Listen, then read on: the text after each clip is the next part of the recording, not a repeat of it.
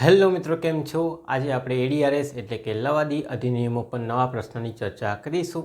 આજનો આપણો પ્રશ્ન છે કે કાનૂની સેવા સત્તા મંડળનો જે કાયદો છે 1986નો, એની અગત્યની જોગવાઈઓ જણાવો. એટલે કે આખો એક્ટ જ તમારે અહીં સમજાવવાનો છે. અહીં આપણે બીજી રીતે પણ પ્રશ્ન પૂછી શકીએ છીએ આપણા જવાબ મુજબ. તો કયો પ્રશ્ન પૂછાય કે રાષ્ટ્રીય કાનૂની સેવા સત્તા મંડળ અને રાજ્ય કાનૂની સેવા સત્તા મંડળની રચના અને કાર્યોની ચર્ચા કરો, તો એ જવાબ પણ અહીં સામેલ થઈ જાય છે. અને આપણે તમામ જોગવાઈ આની અંદર આજે આપણે જોઈ લઈશું. ચાલો તો શરૂઆત કરીએ. સૌથી પહેલાં આ પ્રશ્ન પૂછાય કે કાનૂની સેવા સત્તા મંડળ અધિનિયમ 1986ની જોગવાઈઓ જણાવો. તો લગભગ 30 જેટલી સેક્શન્સ આપણને અંદર જોવા મળે છે. બધીને બધી તો કેવી રીતે સમજાવી શકાય, તો આપણે એને ડિફાઇન કરી દઈએ છીએ અમુક ગ્રુપની અંદર. ચાલો તો એ આપણે જોઈશું. સૌથી પહેલાં આપણે આપણા ફોર્મેટ મુજબ પ્રસ્તાવના લખવાની છે, ટાઇટલ બનાવવાનું છે, એની અંદર કલમોની આપણે વાત કરીશું અથવા તો પ્રકરણની આપણે વાત કરીશું, ક્યાં કઈ કલમ લાગે તે. ત્યાર પછી આપણે એને ભાગ પાડી દઈએ. સૌથી પહેલાં જે આપણે ભાગ પાડ્યો કલમ 3 થી 5. કલમ 3 થી 5માં શાની વાત કરવામાં આવેલી છે? રાષ્ટ્રીય કાનૂની સેવા સત્તા મંડળ, એના કાર્યો અને એની રચનાની વાત કરવામાં આવેલી સેક્શન નંબર 3 થી લઈને 5માં. ત્યાર પછી સેક્શન નંબર 6 થી લઈને 11ની અંદર આપણને શું જોવા મળે? રાજ્ય, જિલ્લા અને કાનૂની સેવા સત્તા મંડળ એના રચના અને કાર્યની વાત કરવામાં આવેલી છે. તો એ 6 જેટલી કલમો આપણને જોવા મળે, રચના અને કાર્ય એમ કરીને.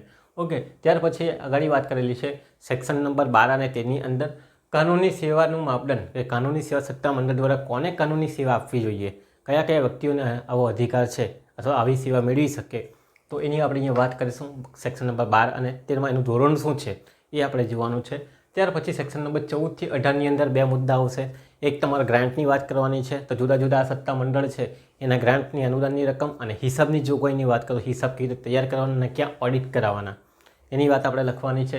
ત્યાર પછી લોક અદાલત, ઓલરેડી આપણે એક સવાલ આખો બનાવી દીધો છે લોક અદાલત ઉપર, તો એ અહીંયા હું ચર્ચા નહીં કરીશ. તે તમારે 4 મુદ્દા ખાલી આપણે સમજી લઈશું. અને ત્યાર પછી સેક્શન નંબર 23થી લઈને 30ની અંદર પચરણ જોગવાઈ આવે. એની અંદર 2 કે 3 સેક્શન આપણને કામની છે. જેમ કે રાજ્ય સરકારને નિયમો બનાવવાની સત્તા છે, કેન્દ્ર સરકારને નિયમો બનાવવાની સત્તા છે, તો એ આપણે અહીંયા લખી શકીએ છીએ. અને છેલ્લે તમારે સમાપન લખીને વાતને પૂર્ણ કરવાની હોય. તો આટલા ચેપ્ટરમાં તમારે વાત કરવાની છે, તમારે આખા જવાબને લખવાનો છે. હવે આજ તમે જુઓ કે રાજ્ય કાનૂની સેવા સત્તા મંડળ અને રાષ્ટ્રીય કાનૂની સેવા સત્તા મંડળની રચના કાર્યો, તો એ પણ અંદર આવી ગયા. જિલ્લા અને તાલુકાનું પૂછે તો એ પણ અંદર આવી ગયા. તો તમારા 3 થી 4 સવાલ તો આ જવાબની અંદર જ આવી જશે. પણ તમને જે પૂછે તે જ તમારે આપવાનું છે. તો આજે એક જ જવાબની અંદર આપણે બધી જ વિગત જોઈ લેવાની રહી છે. ચાલો તો શરૂઆત કરીએ. સૌથી પહેલાં પ્રસ્તાવનાથી શરૂઆત કરીએ. પ્રસ્તાવનામાં તમારે શું લખવાનું છે? તો આપણે કલમોની વાત કરવાની છે, ચેપ્ટરની વાત કરવાની છે. પણ આ કાયદો શાના માટે બનાવેલો છે? તો પહેલે એની આપણે વાત કરીએ કે સમાજના જે નબળા વર્ગ છે, ગરીબ વર્ગ છે, જેઓ કાનૂની સેવા નથી લઈ શકતા, કાનૂની મદદ નથી લઈ શકતા, કેસ નથી ચલાવી શકતા, તેવા તો સમાજના નબળા વર્ગ મફત કાનૂની સેવા આપવા માટે, એમને મફત કાનૂની સેવા મળે, એમને ન્યાય મળે, એ હેતુથી આ કાયદો બનાવવામાં આવેલો છે. એટલે કે તેનો ન્યાય પણ સલામત રહે, એમને સરળતાથી ન્યાય મળી રહે, એ માટે આ કાયદો બનાવવામાં આવેલો છે. આ કાયદાનું નામ શું છે? તો કાનૂની સેવા સત્તા મંડળ અધિનિયમ 1986, જેની અંદર 7 પ્રકરણ અને 30 જેટલી કલમોની વાત કરવામાં આવેલી છે. 7 ચેપ્ટર આપેલા છે અને 30 જેટલી કલમ યાદ રાખવાની છે. જો આવું પૂછાય તો આ સવાલ બધી જ જોગવાઈઓ જણાવો તો 7 ચેપ્ટર અને 30 કલમોની અંદર એની વાત કરવામાં આવેલી છે. જેની અંદર કાનૂની સેવા સત્તા મંડળને લગતા જેટલા મંડળો છે એની રચના, એના કાર્યો, હિસાબ અને ઓડિટને લગતી વાત, લોક અદાલતની વાત, બરાબર, કોણ સહાય લઈ શકશે, કોણને લઈ શકશે, એની તમામ વાત આપણને જોવા મળે છે. જેની વિસ્તૃત ચર્ચા નીચે મુજબ છે. આ રીતે તમારે પ્રસ્તાવનાને ફ્રેમ કરવાની રહે છે.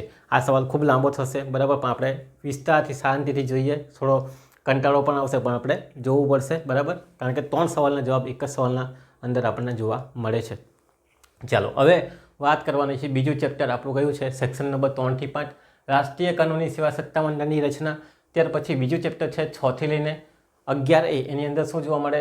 રાજ્ય, જિલ્લા, તાલુકા સેવા સત્તા મંડળની રચના અને કાર્યો. તો મેં અહીંયા ચોક્કસ બનાવી દીધો છે ભાઈ. રાષ્ટ્રીય, રાજ્ય, જિલ્લા કાનૂની સેવા સત્તા મંડળ અને તાલુકા કાનૂની સેવા સત્તા મંડળ, 4 આપણે લઈ લઈએ એક જ સાથે. હવે તમને એક્ઝામમાં પૂછે કે ભાઈ આને આ સમજાવો, તો એને જ સમજાવજો. આને આ પૂછે તો આને આ સમજાવજો. પણ ડાયરેક્ટ પૂછ્યું કે બધી જોગવાઈ સમજાવો, તો તમારે આવો કોઠો બનાવવો પડશે, બરાબર, અને લખવું પડશે શોર્ટની અંદર. મેં શોર્ટમાં જ લખ્યું છે, પણ આપણે જ્યારે સિંગલ પૂછાય તો ડીપમાં લખવું પડશે. ઓકે, કઈ રીતે લખવાનું છે ચાલો ચેક કરી લઈએ, જોઈ લઈએ. તો આ કોઠો બનાવી દીધો. વિગત અહીંયા છે રાષ્ટ્રીય કાનૂની સેવા સત્તા મંડળ, અહીંયા રાજ્ય કાનૂની સેવા સત્તા મંડળ, અહીંયા જિલ્લા કાનૂની સેવા સત્તા મંડળ અને અહીંયા તાલુકા લેવલનું કાનૂની સેવા સત્તા મંડળ. તો પહેલી જ વાત આવે રચના. રચનાની વાત રચના કોણ કરશે એની, બરાબર, આની રચના કોણ કરે આ સેવા સત્તા મંડળની. તો રચનાની વાત સેક્શન નંબર 3ની અંદર, અહીંયા સેક્શન નંબર 6ની અંદર, અહીંયા સેક્શન નંબર 9ની અને અહીંયા સેક્શન નંબર 11નો. તો 3નો ઘડિયા આવડતો હોય તો થઈ જાય. ખાલી અહીંયા તમારે 11 અને 11 બી યાદ રાખી લેજો, બાકી વાંધો આવવાનો 3, 6, 9, બરાબર ને. આ બાજુ કોનો ઘડિયો યાદ રાખવાનો? 4, 7 ને 10. ચાલો, તો ઉપરનો યાદ રહી કે 3 પછી આવે 4, 6 પછી આવે 7, 9 પછી આવે 10. તો 3, 6 ને 9 એટલું યાદ રાખો અને 11 યાદ રાખવાનું છે. ઇન્ટર સિમ્પલ છે.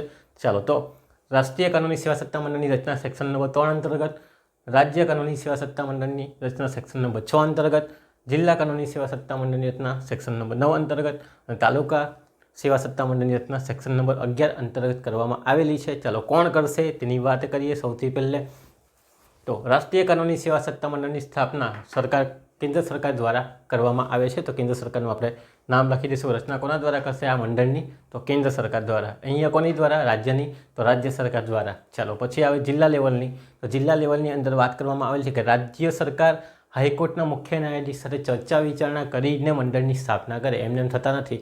અહીંયા તો આપી દીધું કેન્દ્ર સરકાર, રાજ્ય સરકાર. અહીંયા મુખ્ય ન્યાયાધીશ સાથે ચર્ચા વિચારણા કરશે. મુખ્ય ન્યાયાધીશ એટલે કોણ છે? તો જે હાઈકોર્ટનો હશે તે જે તે જિલ્લાની અંદર, બરાબર, જે તે જિલ્લા એટલે કે રાજ્યનો જે હાઈકોર્ટ હશે તેના મુખ્ય ન્યાયાધીશ સાથે ચર્ચા વિચારણા કરીને સ્થાપના કરે. સેમ એઝ તાલુકા લેવલની વાત કરીએ તો રાજ્ય સત્તા મંડળ, બરાબર, રાજ્ય સત્તા મંડળ એટલે કે આ, બરાબર, રાજ્ય લેવલની, ગુજરાત રાજ્યની. તો રાજ્ય સત્તા મંડળ દરેક તાલુકા મંડળ માટે શું કરશે? તો એમને લાગે તો તાલુકા સેવા સત્તા મંડળની સ્થાપના કરી શકે છે. દરેક મંડળમાં અથવા કોઈ વિભાગ પૂરતી તો કરશે. તો તાલુકા મંડળની સ્થાપના, તાલુકા સેવા સત્તા મંડળની સ્થાપના પણ કરશે. તો કોણ કરશે? રાજ્ય સેવા સત્તા મંડળ આ જે છે, બરાબર, રાજ્ય સેવા સત્તા મંડળ એના દ્વારા, નહીં કે રાજ્ય સરકાર. તો આ ખાસ ધ્યાનમાં રાખવાનું છે. તો પહેલાં આપણે વાત કરી હતી રચના સેક્શન નંબર 3 મુજબ કેન્દ્ર સરકાર, સેક્શન નંબર 6 મુજબ રાજ્ય સરકાર, સેક્શન નંબર 9 મુજબ રાજ્ય સરકાર હાઈકોર્ટના મુખ્ય ન્યાયાધીશ સાથે ચર્ચા વિચારણા કરીને ના બાજુ રાજ્ય સત્તા મંડળ એટલે કે આ વિભાગ છે તે રચના કરશે. ચાલો, પછી આવે અંદર હોદ્દાની અંદર ઘણા બધા હોદ્દા છે. સૌથી પહેલો હોદ્દો છે આશ્રયદાતા, બરાબર, પેટ્રોન કહેવામાં આવે ને. બીજો છે ચેરમેન, બરાબર ને, અધ્યક્ષ. ચાલો, પછી આવે સભ્યો, બરાબર, પછી આવે સચિવ, પછી આવે અન્ય કર્મચારી. એમ કરીને તમે જો તો 5 હોદ્દા છે, બરાબર. ચાલો, તો પહેલે આપણે વાત કરીએ હોદ્દો. આશ્રયદાતા તરીકે ઓળખવામાં આવે. પેટ્રોન કહી એને તો ભારતના મુખ્ય ન્યાયાધીશ એ શું છે? આશ્રયદાતા તરીકે ફિક્સ રહેશે. જે બી હોય તો પછી તો ચૂંટાયા કરે દર વર્ષે, અથવા તો જ્યાં સુધી હોય ત્યાં સુધી પેલી. તો ભારતના મુખ્ય ન્યાયાધીશ. પછી અહીંયા હાઈકોર્ટના મુખ્ય ન્યાયાધીશ રાજ્ય લેવલ ઉપર, બરાબર, એટલે કે રાજ્ય સેવા સત્તા મંડળમાં કોણ રહેશે? તો હાઈકોર્ટના મુખ્ય ન્યાયાધીશ ગુજરાતના જે હશે તે મુખ્ય ન્યાયાધીશ અહીંયા રહેશે. ચાલો, જિલ્લા લેવલ પર અને તાલુકા લેવલ પર પેટ્રોનનો કોઈ આશ્રયદાતાનો કોઈ જ હોદ્દો આપણને જોવા મળતો નથી, પણ અહીંયા આપણને જોવા મળે છે. તો ભારતના મુખ્ય ન્યાયાધીશ છે તે પેટ્રોન રહેશે, એટલે કે આશ્રયદાતા રહેશે. અને અહીંયા રાજ્ય સેવા સત્તા મંડળમાં હાઈકોર્ટના જે મુખ્ય ન્યાયાધીશ રહેશે તે રહેશે. અહીંયા ભારતના મુખ્ય ન્યાયાધીશ સુપ્રીમ કોર્ટના મુખ્ય ન્યાયાધીશ એમ કહેશો તો પણ ચાલશે, જો તમને કન્ફ્યુઝન થતું હોય તો. ચાલો, તો આ હોદ્દો છે આશ્રયદાતા, તે અહીંયા આપણને જોવા મળતા નથી જિલ્લા અને તાલુકાની અંદર. ઓકે, ચાલો, હવે વાત કરીએ ચેરમેન. ચાલો, ચેરમેન કોણ રહેશે? તો જજ રહેશે અથવા તો નિવૃત્ત જજ રહેશે, બરાબર. કોના દ્વારા નિમણૂક થશે? તો રાષ્ટ્રપતિ દ્વારા. કાં તો જજ જે કામકાજ ચલાવતો હોય, સુપ્રીમ કોર્ટના જજની વાત કરું, સુપ્રીમ કોર્ટનો જજ અથવા તો સુપ્રીમ કોર્ટના નિવૃત્ત જજ જે લાગે તે, બરાબર, એની નિમણૂક કોના દ્વારા કરવામાં આવશે? રાષ્ટ્રપતિ દ્વારા મુખ્ય ન્યાયાધીશ સાથે ચર્ચા વિચારણા કરીને કરવામાં આવે છે. તો એ ધ્યાનમાં રાખવાનું છે. નિવૃત્ત જજ હશે કાં તો કામકાજી જજ જે ઓલરેડી કામ છે જ ત્યાં સુપ્રીમ કોર્ટની અંદર તે જજ, કાં તો પછી નિવૃત્ત જજ. બેમાંથી કોઈ પણ એકની નિમણૂક થાય. કોના દ્વારા? રાષ્ટ્રપતિ દ્વારા નિમણૂક થાય. પણ કોના મદદ લેવામાં આવે? તો મુખ્ય ન્યાયાધીશની મદદ લેવામાં આવે છે. એની સાથે ચર્ચા વિચારણા થાય છે. તો એક જજ અથવા તો નિવૃત્ત જજ કોના દ્વારા? તો રાષ્ટ્રપતિ અથવા તો રાષ્ટ્રપતિ કોની મદદ લેશે? તો સુપ્રીમ કોર્ટના મુખ્ય ન્યાયાધીશની મદદ લઈને પછી એની નિમણૂક કરશે. કોની? ચેરમેનની, બરાબર, અધ્યક્ષની. સેમ એઝ અહીંયા રાજ્ય લેવલ પર આવી જાય. રાજ્ય કાનૂની સેવા સત્તા મંડળ એટલે ગુજરાત રાજ્યની વાત કરીએ. ચાલો, અહીંયા પણ જજ હશે અથવા તો નિવૃત્ત જજ હશે. કોનો? હાઈકોર્ટનો. હાઈકોર્ટ લેવલના જે જજ હશે તે. તો જજ જે કામકાજ ચલાવતો જ હશે, હાલમાં એક્ટિંગમાં હશે, એટલે કે હાલમાં સંભાળતું હશે બધું, અથવા તો નિવૃત્ત જજ હશે તે. રાજ્યપાલ મુખ્ય ન્યાયાધીશ સાથે ચર્ચા વિચારણા કરીને એ પદની શું કરે? તો નિમણૂક કરે. કોની? ચેરમેનની. અહીંયા આપણે ચેરમેનની વાત કરીએ છીએ.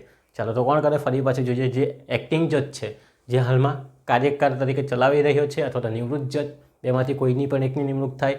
રાજ્યપાલ દ્વારા નિમણૂક કરવામાં આવે, પણ મુખ્ય ન્યાયાધીશ સાથે ચર્ચા વિચારણા કરીને, મુખ્ય ન્યાયાધીશ એટલે કયા?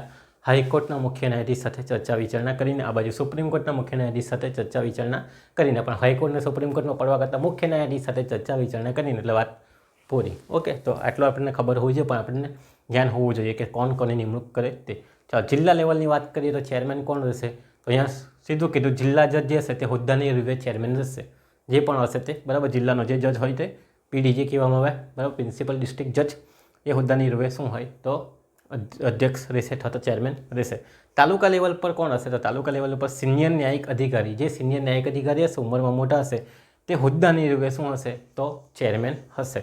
કોના? તો તાલુકા સેવા સત્તા મંડળના ચેરમેન હશે. તો આપણા ઉમરગામ છે, વાપી છે, નવસારી છે, એની અંદર જે તાલુકો લાગતો હોય એના અંદર કોણ હશે? તો ત્યાંના જે સિનિયર અધિકારી હશે, ન્યાયિક અધિકારી એટલે કે જજ હોય, બરાબર, તે શું હોય? હોદ્દાની રૂપે તાલુકા સેવા સત્તા મંડળના આપણને શું જોવા મળે તો અધ્યક્ષ જોવા મળે છે. જિલ્લા લેવલ પર જિલ્લા જજ જોવા મળે. ઓકે, તો આટલી વાત તમારી ધ્યાનમાં રાખવાની.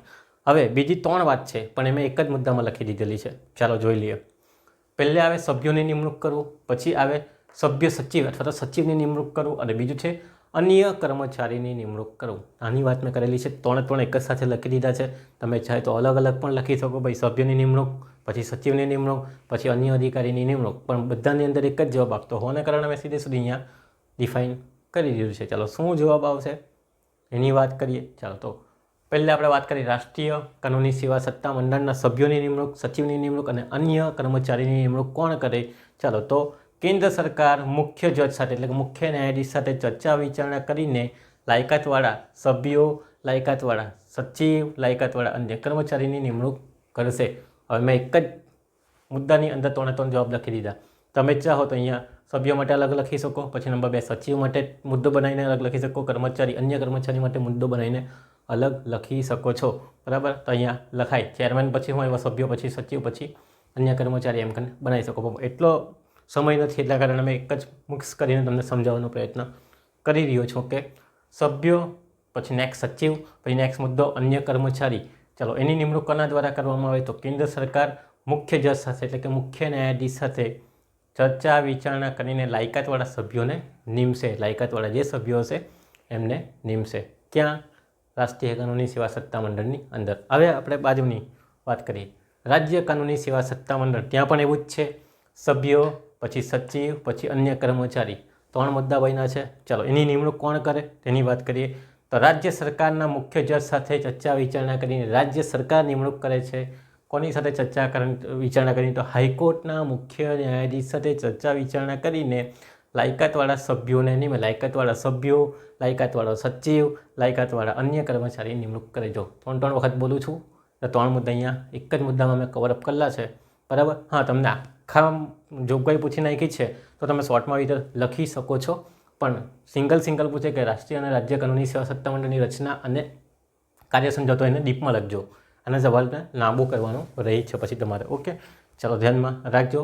અહીંયા કેન્દ્ર સરકાર સુપ્રીમ કોર્ટના મુખ્ય ન્યાયાધીશ સાથે ચર્ચા વિચારણા કરીને, અહીંયા રાજ્ય સરકાર મુખ્ય ન્યાયાધીશ, હાઈકોર્ટના મુખ્ય ન્યાયાધીશ સાથે ચર્ચા વિચારણા કરીને લાયકાતવાળા સભ્યોની નિમણૂક કરે.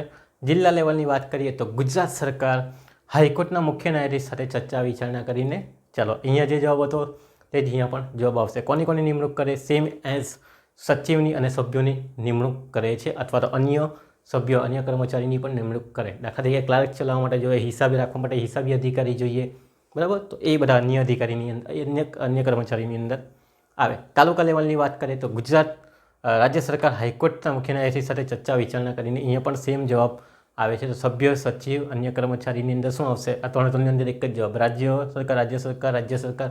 ખાલી અહીંયા જ કેન્દ્ર લેવલ એટલે કે રાષ્ટ્રીય લેવલે જ ખાલી કેન્દ્ર સરકાર આવે અને સુપ્રીમ કોર્ટ આવે. અહીંયા બાકી બધામાં શું આવશે?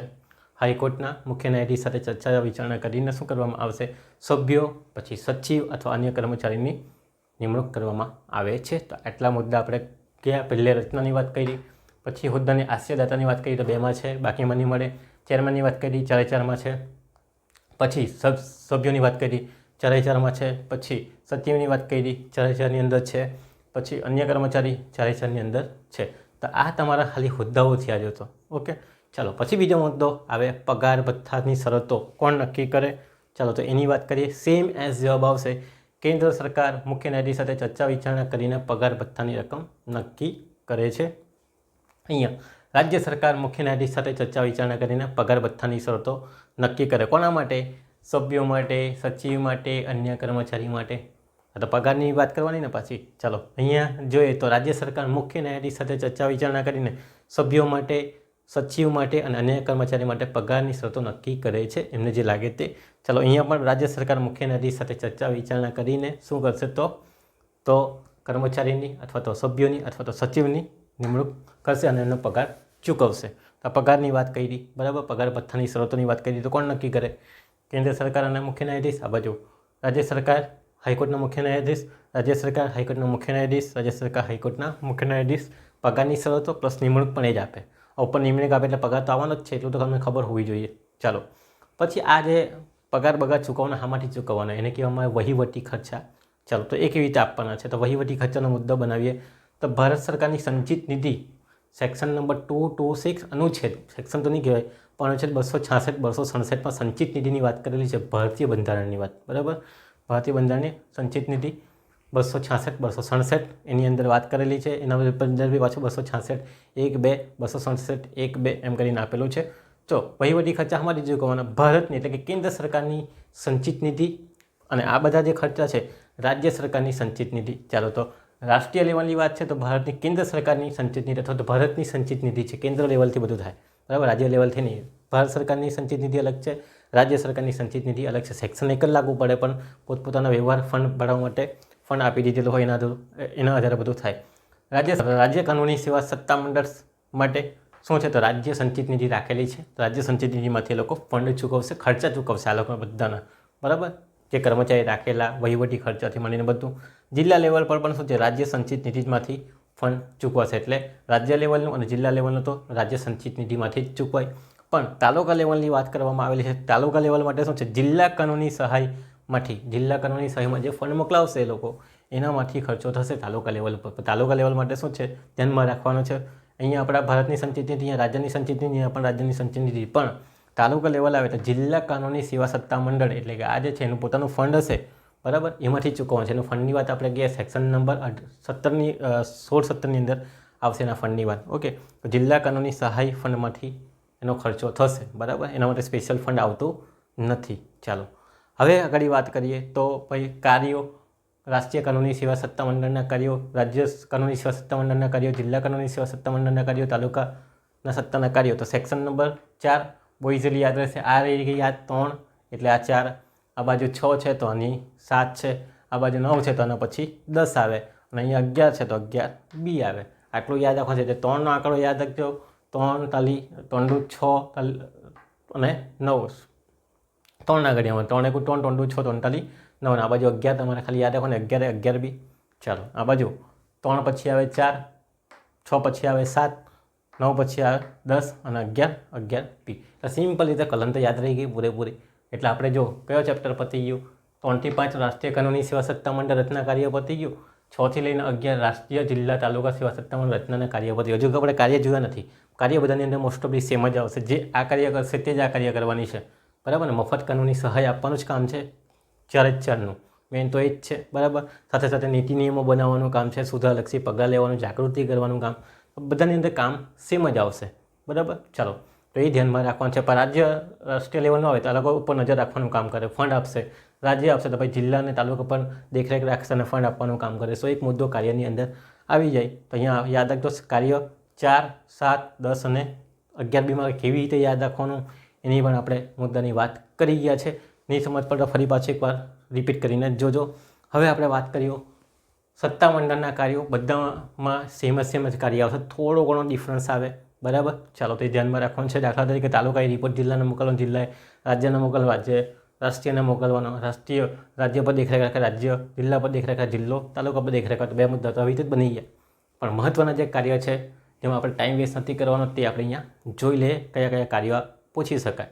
ચાલો તો લખીએ. સૌથી પહેલું કાર્ય નીતિ અને સિદ્ધાંતો ઘડવાનું કાર્ય. કઈ નીતિ ને કઈ સિદ્ધાંત ઘડવાના? તો જે મફત કાનૂની સેવા આપવાની છે એના નીતિ નિયમો ઘડવાની વાત છે કે એ હળવા બનાવવાના છે. ઓકે, એ તો પેલા લોકો કેવી રીતે સર્વિસ લેશે, સેવા કેવી રીતે લેશે, ઓકે તેવું છે. તો કાનૂની સેવા પ્રાપ્ત કરવા જરૂરી સિદ્ધાંતો નીતિ નિયમો ઘડવાનું કાર્ય. તો કાનૂની સેવા પ્રાપ્ત કરવા અથવા તો આપવા, બરાબર. જે ગરીબ વર્ગ છે એને કાનૂની સેવા આપવા માટે અથવા એ લોકો પ્રાપ્ત કરી શકે કાનૂની સેવા માટે એના માટે જરૂરી સિદ્ધાંતો અને નીતિ નિયમો બનાવવાનો. ભાઈ બધાને જ કાનૂની સેવા આપવાની છે, બહુ બધા આવી ગયા તો બધાને કેવી રીતે આપશું? એક જ વકીલો તો કેવી રીતે દોડશે બધાને પછાડી, બરાબર ને? તો કોને આપવાની? સૌથી પહેલાં કોને જરૂરિયાત છે? તો એના સિદ્ધાંત નીતિ નિયમો બનવાનું છે, બરાબર? તો અહીંયા આપેલા છે કયા સિદ્ધાંત નીતિ નિયમો છે, આપણે જોઈએ, બરાબર? તો આ વાત છે, નીતિ નિયમો ઘડવાનું કામ છે. તો કાનૂની સેવા પ્રાપ્ત કરવા આવનાર જે વર્ગ છે એમને જરૂરી સિદ્ધાંતો નીતિ નિયમો ઘડવાનું કામ કરશે, જેથી સરળતાથી શું કરી શકીએ? ન્યાય અપાવી શકીએ, સેવા અપાવી શકીએ. બીજી વાત, વધુ અસરકારક. ચાલો, તો કામગીરી અસરકારક હોવી જોઈએ. તો કાનૂની સેવા સરળ અને અસરકારક બને અથવા તો પ્રાપ્ત થાય તે રીતે યોજના લાવવાની છે. જુદી જુદી યોજના બનાવેલી હશે, બરાબર? અલગ અલગ જગ્યા પર કેન્દ્ર લેવલ અલગ હશે, રાજ્ય લેવલ અલગ હશે, બિહારનું રાજ્ય અલગ છે, યુપી રાજ્ય અલગ છે, ગુજરાત રાજ્ય અલગ છે, બધી જગ્યાએ અલગ અલગ વસ્તી ધરાવે. એટલે સેવા સરળ બને, અસરકારક બને, લોકોને જલ્દીથી પ્રાપ્ત થાય તેવી યોજના એ લોકોએ લાવવાની છે. કોણે લાવવાની છે? તો આને પણ લાવવાની છે અને આને પણ લાવવાની છે, રાજ્ય લેવલે પણ અને રાષ્ટ્રીય લેવલે પણ. તો વધુ અસરકારક થાય, લોકો ઝડપથી લાભ લઈ શકે, ઝડપથી ન્યાય મળે એવી સેવાને સરળ બનાવવાનું કામ કરવાનું છે. અસરકારક બનવી જોઈએ, લોકો ગરીબ વર્ગ સુધી પહોંચી શકે ને ગરીબ એનો લાભ લઈ શકે એના માટે, બરાબર? કાનૂની સેવા સત્તામંડળ. ચાલો, બીજો છે, ત્રીજા મુદ્દાની વાત કરીએ, કાનૂની કૌશલ્ય આપવું. કોને કાનૂની કૌશલ્ય આપવાની વાત કરે તો અહીંયા બધા તાલુકામાં કામ કરશે, જિલ્લામાં જે કર્મચારીઓ કામ કરશે એમને બી તાલીમ તો મળવી જોઈએ ને, અથવા તો એમને કૌશલ્ય હોવું જોઈએ, શિક્ષણ હોવું જોઈએ, તો એ લોકો સુધી શિક્ષણ પહોંચાડશે. આખા ગામના અંદર ખબર જ નથી કે યોજના કયા ટાઈપની છે, કોને લાભ લેવાનો, કોને લાભ નહીં લેવાનો. બધા પૂછવા આવતા બી હોય ઘણી ઘણી જગ્યાએ કે ભાઈ મને મફત કાનૂની સહાય મળશે કે કેમ, ક્યારે મળે? તો તમે શું જવાબ આપશો? તો આના પરથી ખબર પડશે ક્યારે મળે, ક્યારે નહીં મળે. ચાલો, તો સામાજિક કાર્યકરોને બરાબર પીએલવી તરીકે કર્મચારી અહીંયા જોડાયેલા હશે, પીએલવી, બરાબર? ચાલો, સામાજિક કાર્યકરોને કાનૂની કાર્યવાહી કેવી રીતે કરવાની, સુરક્ષા કેવી રીતે પૂરી પાડવાની, એ માટે કાનૂની કૌશલ્ય આપવાનું કામ, બરાબર? તો કાનૂની કૌશલ્ય આપવાનું કામ પણ જરૂરી છે. કોને? પીએલવીને કાનૂની કૌશલ્ય આપશે. ભાઈ કેસ કેવી રીતે દાખલ કરવાનો, બરાબર? કાનૂની કાર્યવાહી કેવી રીતે થાય, બરાબર? સુરક્ષા કેવી રીતે મળે, તે બધું કામ શીખવાનું. તો એ કોણ શીખવશે? આ લોકો મંડળ દ્વારા શીખવવામાં આવે. ચાલો, તો કૌશલ્ય આપવાનું કામ પણ કરવાનું છે. એ પછી એક વ્યક્તિ પોતાની દરેકને શીખવતા હોય આવા કેમ્પ કરીને. કાનૂની શિબિર અને કેમ્પ ગોઠવવાનું કાર્ય. તો તમે ઓલરેડી લીગલ કેમ્પમાં જોઈ ગયા હશે, અલગ અલગ જગ્યા પર જુદા જુદા કેમ્પ રાખવામાં આવે. કોઈ નવો કાયદો આવે તો અલગ અલગ જગ્યા પર શિબિરો ગોઠવવામાં આવે, લોકોને આ કાયદાનું નોલેજ આપવામાં આવે. તો ગ્રામ્ય વિસ્તારોમાં, મજૂર વસાહતોમાં, ઝોપડપટ્ટી જેવા વિસ્તારો છે જ્યાં જરૂર છે, જ્યાં કાયદો પહોંચેલો નથી, તે જગ્યા પર કાયદો પહોંચે ત્યાં કેમ્પ યોજવાનું કામ કરે, બરાબર? કે અહીંયા તમે આવી રીતે લાભ લઈ શકો છો. જેમ સરકાર પોતાની યોજનાઓ બહાર પાડતી હોય અને લોકો સુધી પોસ્ટર મારીને પહોંચાડતી હોય, તેમ આ લોકો પણ શું કરે છે? તો શિબિર અને કેમ્પનું આયોજન કરે છે ગ્રામ્ય વિસ્તારોમાં, મજૂર વિસ્તારોમાં, જેથી એ લોકો લાભ લઈ શકે, એ લોકોને જ્ઞાન મળે. નેક્સ્ટ, તકરાર પટાવટનું કામ. કાનૂની સેવા સત્તામંડળ શાના માટે બનાવેલી છે? સ્પેશિયલ કાનૂની પટાવટ માટે. તો તમને ખ્યાલ હોય તો સમાધાન કરાવવાનું કામ, વાટોઘાટ કરાવવાનું કામ, તકરારના પટાવટ માટે ઉત્તેજન આપવાનું છે, બરાબર? લવાદી પદ્ધતિના આધારે કોઈ એક વ્યક્તિની નિમણૂક કરીને એમના ઝઘડા, તકરારને સોર્ટ આઉટ કરવાનું કામ પણ કરવાનું છે અને ઉત્તેજન આપવાનું છે. તો પછી કોર્ટમાં કેસ પડ્યા જ કરે તો તકલીફ પડી જાય. એટલે વાટાઘાટ, સમાધાન દ્વારા, તકરાર દ્વારા પટાવટ માટે ઉત્તેજન આપવાની પણ વાત છે. તો એ કાર્ય પણ એ લોકો કરે છે. બીજું, સંશોધન હાથ ધરવાનું, કે લોકો સુધી સરળતાથી ન્યાય પહોંચે. એટલે નવી નવી ટેકનોલોજી, નવી નવી પદ્ધતિઓ આપણે જોતા હોય તો કાનૂની સેવામાં પરિવર્તન કરવું. જુદી જુદી, હવે ઓનલાઈનનો જમાનો આવી ગયો તો ઓનલાઈન એવી કંઈ એપ બનાવો જેના કારણે લોકો શું કરી શકે? સીધો કોન્ટેક્ટ કરી શકે ગામ સુધી. તો કાનૂની સેવામાં પરિવર્તન કરવું, લાભ થાય તે માટે સંશોધન કરવું. તો જુદા જુદા સંશોધનો કરતા રહેવા પડે. ફરિયાદ કઈ રીતે નોંધાવવાની છે, ક્યાં જઈ શકો, તો એ બધું શીખવવું પડે. આજકાલ સાયબર ક્રાઇમ થાય એટલે પેલો કે 1930 પર કોલ કરો, તો એ રીતે તમારે અહીંયા સંશોધન હાથ ધરવું પડશે, નવી નવી બાબતો શીખવી પડશે કે જેથી શું કરી શકાય? આ લોકો લાભ આપી શકે. કાનૂનમાં પરિવર્તન આવવું જોઈએ. જેમ જેમ કાનૂનમાં પરિવર્તન આવશે તેમ તેમ લોકોને સરળતાથી કામગીરી કરી શકશે. તો આ પણ અહીંયા વાત આવશે કે સંશોધન હાથ ધરવાનું છે. તો મંડળો સંશોધન કરશે અને એની પરિવર્તન, એનું અમલીકરણનું કામ કરાવડાવશે નવું જાણીને. સમાજ અને કલ્યાણ સંસ્થાન ટીકા. પણ સમાજ કલ્યાણ માટે જે સંસ્થાઓ જોડાયેલી છે, સ્ત્રી માટે જોડાયેલી હશે, બાળકો માટે જોડાયેલી હશે, પછી અપંગો માટે જોડાયેલી હશે, બરાબર? વિકલાંગ વ્યક્તિઓ એ લોકો માટે જોડાયેલી હશે, ST SC વર્ગ માટે જોડાયેલી હશે, લોકો માટે કામ કરતા હશે, બરાબર? તો સ્ત્રી છે, ST SC, મજૂર વર્ગ છે, પાયાના સ્તરે કામ કરતી સંસ્થાને મદદરૂપ થવાનું, એમને ટેકો પૂરો પાડવાનો છે, એમને એમના કાર્યમાં મદદ કરવાની. તો એ કામ પણ કોણ કરે છે? આ સત્તામંડળો દ્વારા કરવામાં આવે છે. ચાલો, એને સહાયની જરૂર હોય, ન્યાયની જરૂર હોય ત્યારે આ સત્તામંડળ શું કરે છે? એમને મદદરૂપ થાય છે. ચાલો, જુવેનાઇલ જસ્ટિસના એકાદ બે પિક્ચર તમે જોયા હશે, એની અંદર આવું થાય છે કે જે સમાજ કલ્યાણની સ્ત્રી હોય એમને મદદ કરે છે, અથવા બાળકો હોય જ્યુવેનાઇલ જસ્ટિસના તો એમને મદદ કરે છે. સાક્ષરતા, સભાનતા અને પ્રસારણ. ચાલો, સાક્ષરતા અને સભાનતા આપવાનું છે, તો કાનૂની સાક્ષરતા વધે તે માટે પગલાં ભરવા. કેવી રીતે કાનૂની સાક્ષરતા વધે? તો જુદા જુદા ગામમાં જઈને શિબિરો બનાવવાનું કામ કરશે, કોલેજોની અંદર જઈને શું કરશે, તો લેક્ચર્સ આપવાનું કામ કરશે. તો આ રીતે સાક્ષરતા વધશે. એનું પ્રસારણ કરવાનું છે પેપર દ્વારા, પોસ્ટર દ્વારા, બરાબર ને. જુદા જુદા ગામમાં જઈને નાટકો કરીને પણ, નાટકો એટલે કે નોર્મલી વિડીયો ફૂટેજ બતાવીને એવી રીતે પણ શું કરી શકે, તો સાક્ષરતા આપણે વધારી શકીએ. તો આ કામ પણ એ લોકો કરે છે. જુદી જુદી ગામની અંદર શિબિરો ભરે છે અને ત્યાં પિક્ચર્સ કે ફિલ્મ કે એ બનાવીને પણ શું થાય છે, તો સાક્ષરતા વધારવાનું કામ કરવામાં આવે છે.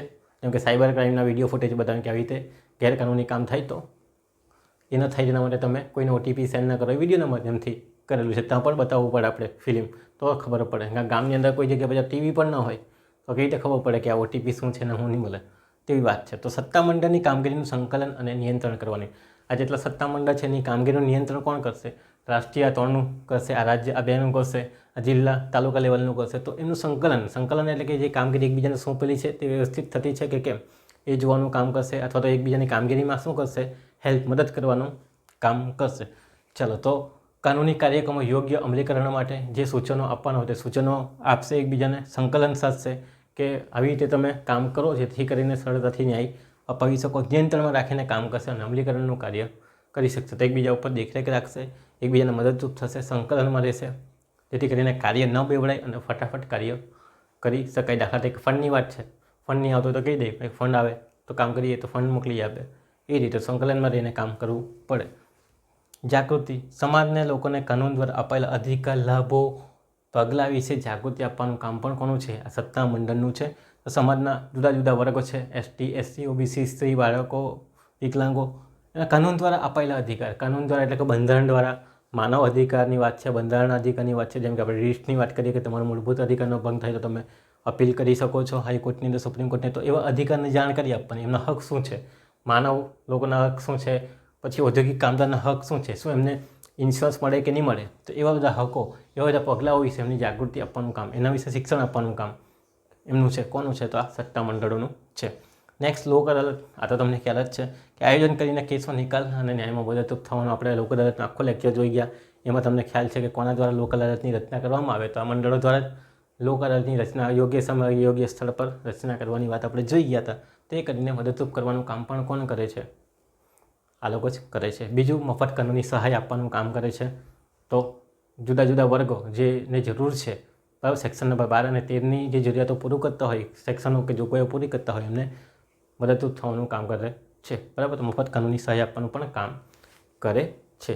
પ્રો બોનો પબ્લિકો તરીકેનું કામ છે એમ કીધું ચાલે. તમારી એક ટર્મ્સ પણ આવે છે, ફ્રીમાં કામ કરવાનું છે. એમ વકીલ લોકો પૈસા લે પણ એમને સમાજના ઇન્ટરેસ્ટ માટે, પબ્લિક ઇન્ટરેસ્ટ માટે કામ કરે છે એવું કહી તો ચાલે.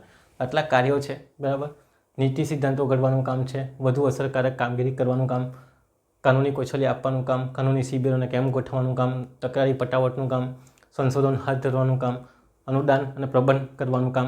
રહી ગયું લગભગ આપણું અનુદાન. કાનૂની સેવા ઉપલબ્ધ કરવા મંડળોને અનુદાન આપવું, કેન્દ્ર સરકાર પાસે માંગવું. તો આ જે મંડળો છે એ ચલાવવા માટે પૈસા તો જોઈએ, પૈસાની હોય તો કેવી રીતે ચાલે, બરાબર. તો કેન્દ્ર સરકાર પાસે પૈસા માંગશે, પ્લસ આજે કેન્દ્ર સરકાર પાસેથી પૈસા આવતી આ લોકોને વેચશે, આપશે.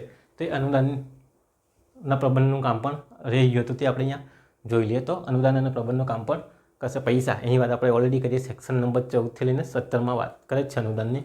તો આ વાત આપણી થઈ. સેક્શન નંબર કઈ છે? તો તમારી આ બધાના કાર્યો જ આવી ગયા તમામના, બરાબર. તો અહીંયા કાર્ય છે તે આપણે ધ્યાનમાં રાખવાનું. જાગૃતિ પ્લસ લોક અદાલત એ પણ આપણો મુદ્દો છે. હવે આપણે વાત કરીએ સેક્શન નંબર 12 અને 13, કાનૂની સેવાનું માપદંડ અને ધોરણ. કાનૂની સેવા કોને આપી શકાય, અહીંયા આપવી જોઈએ, એ અંગેના નિયમો આપણને સેક્શન નંબર 12 અને સેક્શન નંબર 13ની અંદર આપવામાં આવેલા છે. આ સવાલ પણ બની શકે છે તમારા માટે કે કાનૂની સેવા સત્તાનો લાભ કોણ લઈ શકે અને કોણ ન લઈ શકે, તો એની વાત આવી જાય છે.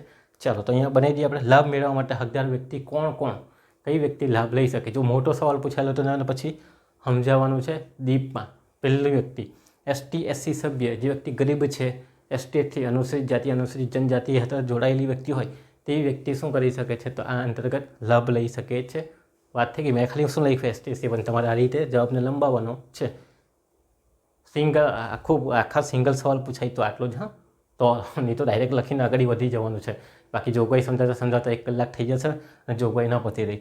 નેક્સ્ટ નંબર 2, મનુષ્ય વેપારનો ભોગ બનેલો હોય. બરાબર, મનુષ્ય વેપાર, કિડની વેચાઈ ગયેલી હોય, હાથ કપાઈ ગયેલા હોય એવો વ્યક્તિ મનુષ્ય વેપારનો ભોગ બનેલો હોય. ત્રીજું, વિકલાંગતા હોય, બરાબર, હાથ પગ ન હોય તેવા વ્યક્તિ હોય તે પણ મફત કાનૂની સહાય મેળવી શકે છે.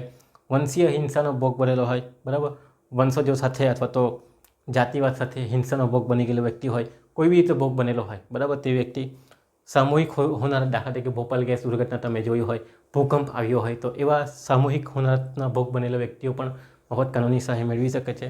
અત્યાચાર થયેલો હોય, કોઈ અત્યાચાર થયેલ વ્યક્તિ હોય, બાળકો સાથે બે થાય અને સ્ત્રીઓ સાથે પણ થાય, બરાબર, પછી કર્મચારીઓ સાથે જોડે પણ થાય ઓફિસની અંદર, તો અત્યાચારનો ભોગ બનેલો હોય તેવી વ્યક્તિ. બીજું, ઔદ્યોગિક કામદાર, બરાબર, ઇન્ડસ્ટ્રીયલ તમારો લેબર છે તે પણ અહીં જોડાઈ શકે છે. જ્યુવેનાઇલ જસ્ટિસ એક્ટ હેઠળની વ્યક્તિ, એટલે કે જે 18 વર્ષથી નીચેનો બાળક છે એ પણ આવી જાય છે. સમાજના નબળા નિર્બળ વર્ગ છે, જે પછાત છે, સ્ત્રી હોય, બાળકો હોય, અથવા અમુક કોઈ દુર્ઘટનાનો ભોગ બનેલો હોય વગેરેનો સમાવેશ આની અંદર થાય છે. તો કાનૂની સેવા સત્તામંડળની અંદર મફત કાનૂની સહાય લેવા માટે થાય કે આ વ્યક્તિઓ છે તે મફત કાનૂની સહાય મેળવી શકે છે. હવે તમારી પાસે કોઈ વ્યક્તિ આવે પણ મને મફત કાનૂની સહાય મળશે કે નહીં મળશે, તો આપે કે નહીં અપાય, તો આમાં જો આ ક્રાઇટેરિયામાં આવતો હોય તો મળશે, નહીં તો મળશે નહીં. બરાબર, ચાલો, મને તમે લોકો નહીં આપશો એવું લાગશે, કાનૂની સેવા સત્તા આમાંથી કંઈ આવતું નથી આપણે, એટલે આપણને મફત કાનૂની સહાય નહીં મળે, જાતે જ કેસ લડવો પડે.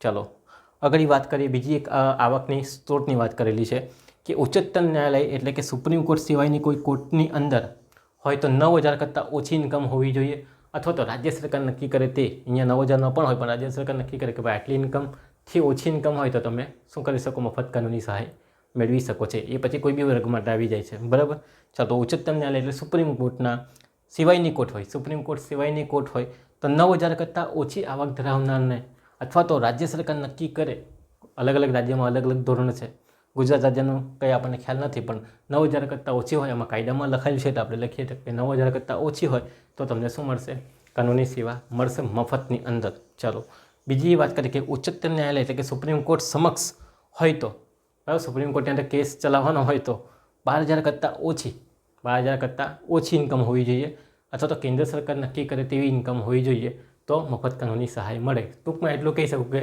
કોઈ પણ કોર્ટમાં જાઓ સુપ્રીમ કોર્ટ સિવાયની, 9,000 કરતાં ઓછી ઇન્કમ હોય તો તમે મફત કાનૂની સહાય મેળવી શકો, અથવા તો રાજ્ય સરકાર નક્કી કરે કે હવે 50,000ની નીચેવાળા બધા શું કરી શકે, મફત કાનૂની સહાય મેળવી શકે. એવું અહીંયા કેટલી છે આપણને ખ્યાલ નહીં, દરેક રાજ્યની અંદર અલગ અલગ હોય, બરાબર, યુપી, બિહાર, ગુજરાત, બોમ્બે, એટલે અહીંયા આપણે લખેલી નથી, એટલે અહીંયા 9,000ને યાદ રાખો.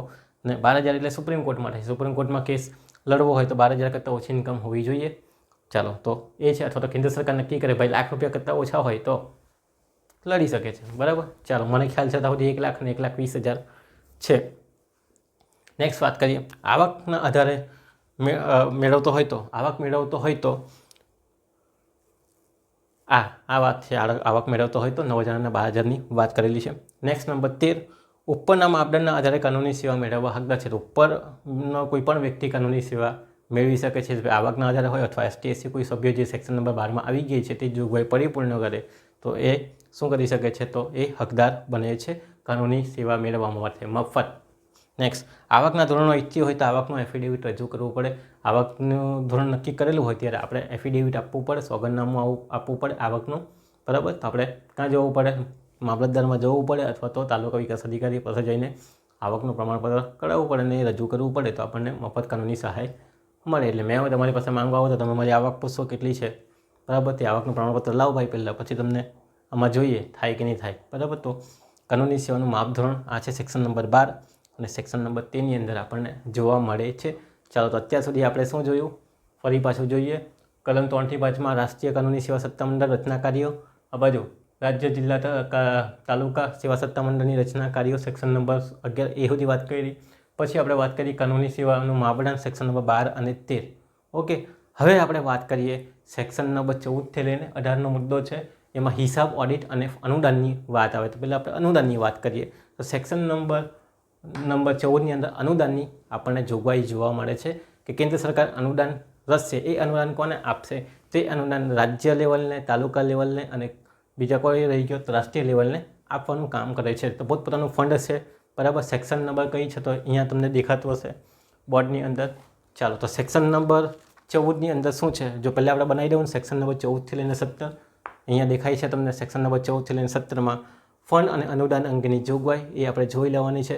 પછી એના અંદર તમારે લખવાનું છે સેક્શન નંબર 14ની અંદર કેન્દ્ર સરકાર દ્વારા ગ્રાન્ટની ફાળવણી તો કોને કરવામાં આવે, યોગ્ય રકમની ગ્રાન્ટની ફાળવણી કરશે. કોને કરશે, તો નીચે દર્શાવેલા જે સેક્શન નંબર 15, 16, 17 જે છે એમને કરશે. હવે બીજું વાત કરીએ સેક્શન નંબર 15, 16, 17માં શું છે, તો રાષ્ટ્રીય, રાજ્ય અને જિલ્લા.